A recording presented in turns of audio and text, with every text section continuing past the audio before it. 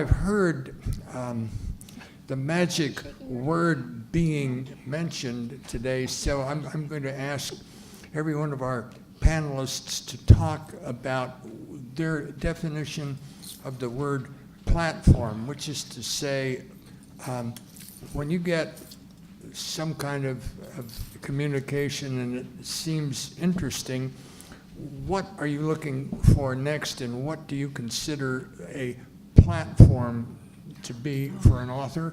And perhaps you'll even tell us why you think that. Angela?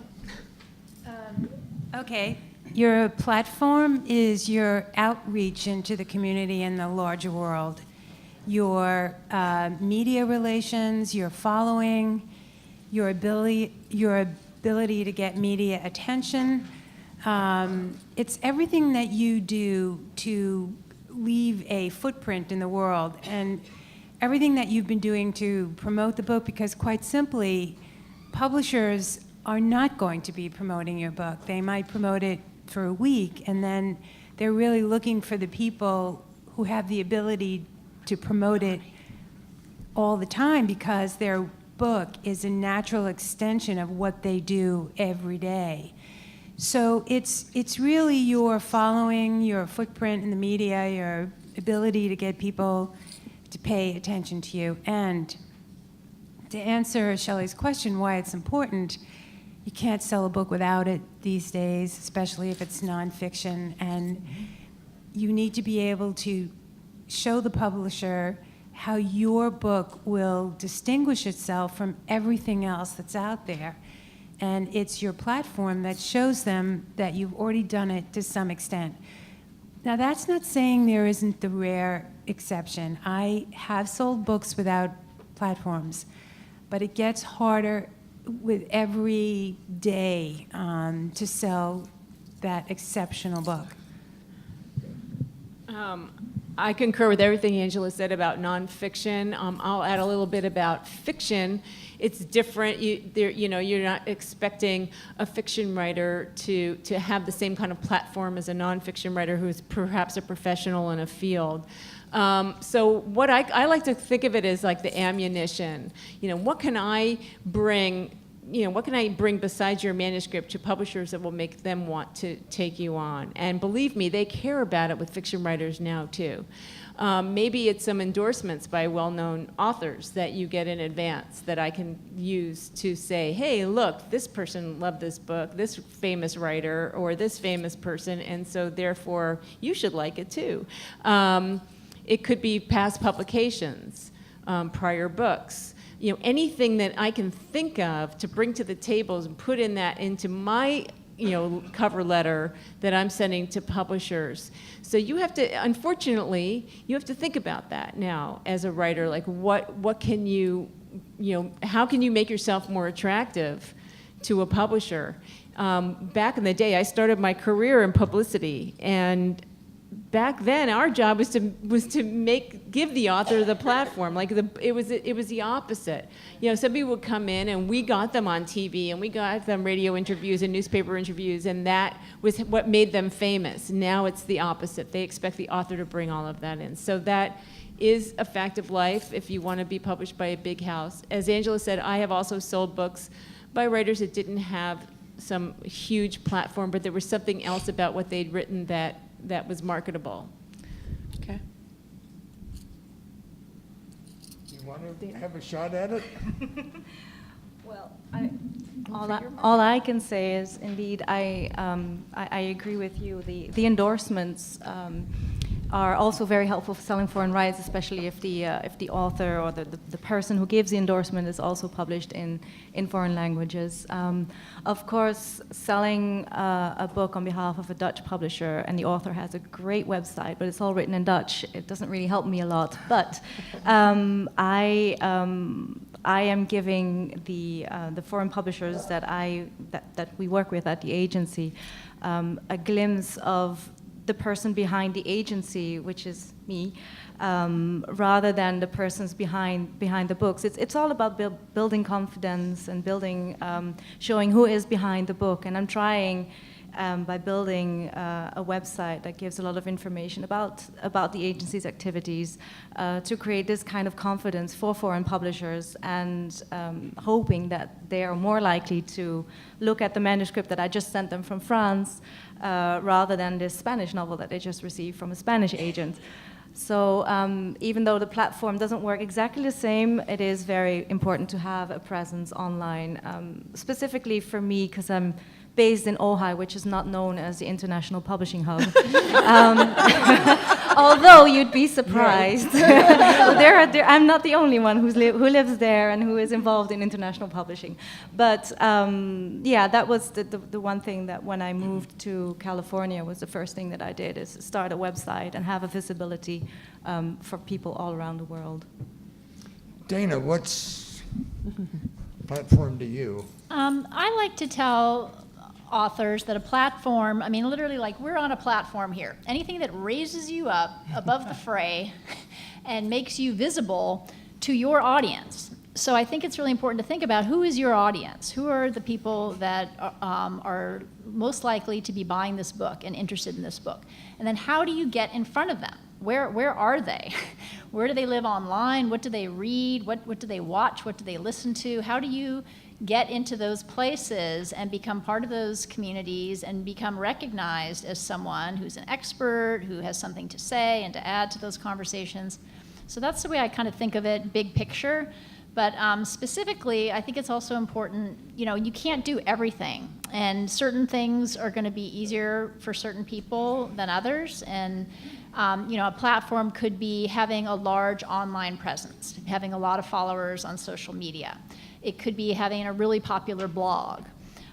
It might be being in traditional media, being on television all the time, or being on the radio. It might be public speaking. It could be different things to different people. One thing that I'm seeing kind of becoming increasingly important is having an email list. So if you blog, or even if you don't blog, if you have a website, you just send out a newsletter maybe once a month or twice a month, whatever it is, and you ask people to sign up for your email list to get news from you, what you're doing, what you're writing about, what you're thinking about. Those people, they're going to be kind of your first line audience. Those are people who want to hear from you, who want to hear what you're doing. So authors that have been able to build large email lists, that's a very valuable piece of a platform, because those people are more likely than a Twitter follower to really be interested and to want to buy your book. So those are all different examples, and again, it might be different things for different people. It depends what book you're writing and what your topics are. Doctoressa. Platform becomes such an important thing that it is now a verb. I platformed that book. That was a platform sale, adjective. So here's how it goes. So I call a publisher and I say, well, I've got this great novel, and I'm talking about now some of the smaller publishers who I'm now selling to, because the big five get so picky over there. And so the publisher will say, what's the person's name? And they Google it right there. And if they can't find them on the internet, they won't even read the book. That's how important it's become. So yes, it is. With the big publishers, if you've got a good novel and they like it, they're going to do it. They're going to give you it because they like the book, and they'll do some push on it, but they won't do a lot of pushing on it unless they've paid a lot of money for it. So you're going to have this platform. You're going to have a website. You're going to have to blog. You're going to have to come into the 21st century. Sorry to tell you that.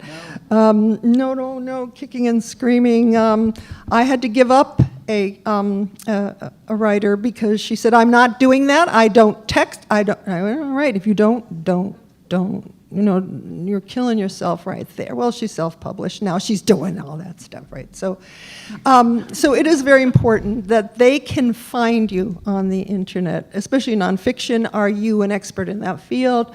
In fiction, I like to see that, whatever subject of the book is, that they're talking about that or putting little excerpts from their book, and you will get in your blog, you will get people answering you because they have nothing else to do. I don't know who blogs back and forth, but you'll also get, like, if you're a woman, what are you wearing? So just delete those, So yeah, I would say you've got to get your name out there. Your name, your author name has to be out there. Steve, If you Google my name, you'll find a world-famous poker player. That is not me. Platform isn't about your book. It's about you. Anything that you're already doing that you can now leverage to sell your book.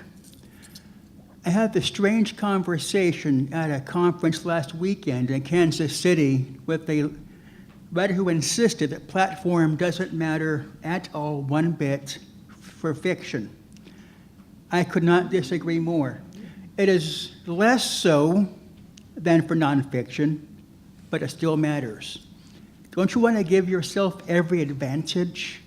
Because any publisher worth having, they're going to have a pile of on their desk of things to read.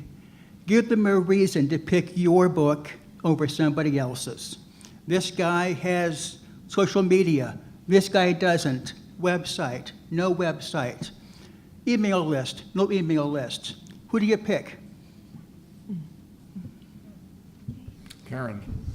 In children's books, first of all of that is absolutely true. And in children's books, they also want to know that you're going to be willing to do book visits, school visits, and lots of book signings. And all of my clients are very, very heavy hitters in the marketing end of things. I do have some authors, I have in the past, that wrote very well but are not willing to leave their homes and do what they need to do to market their books, and I can't sell their work.